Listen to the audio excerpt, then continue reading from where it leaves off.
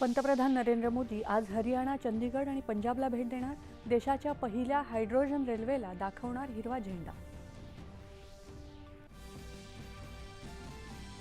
फिनलँडच्या दौऱ्यावर असलेले केंद्रीय वाणिज्य आणि उद्योग मंत्री पियुष गोयल यांच्या उपस्थितीत भारतीय उद्योग महासंघाचे 2 सामंजस्य करार.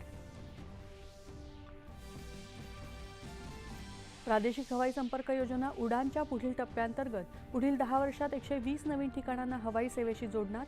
सुमारे 4 कोटी नव्या प्रवाशांना हवाई प्रवासाची सुविधा. अंमली पदार्थांच्या अर्थव्यवस्थेला मुळापासून उखडून टाकत सशक्त महाराष्ट्रासाठी व्यसनमुक्तीच्या चळवळीत योगदान देण्याचं मुख्यमंत्र्यांचं आवाहन.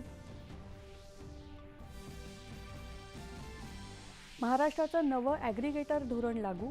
ओला, उबर, रॅपिडो यासारख्या ॲग्रिगेटर कंपन्यांना शासनाच्या नियम आणि अटींचं पालन करूनच व्यवसाय करणं अनिवार्य.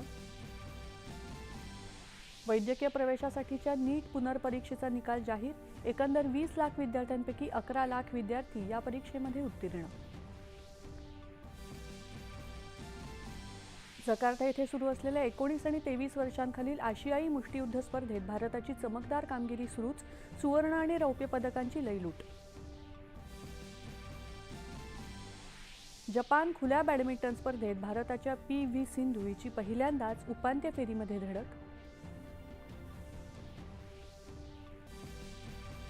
इंग्लंडमध्ये सुरू असलेल्या पुरुष क्रिकेटमध्ये दुसऱ्या एकदिवसीय क्रिकेट सामन्यात इंग्लंडचा भारतावर 4 गडी राखून विजय. 3 सामन्यांच्या मालिकेत दोन्ही संघ बरोबरीत.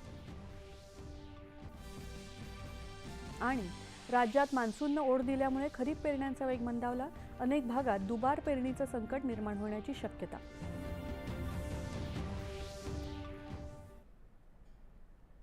नमस्कार. 8:30च्या बातमीपत्रात मी आसावरी अमोल जहागीरदार आपलं स्वागत करते. आता पाहूया बातम्या विस्ताराने. पंतप्रधान नरेंद्र मोदी आज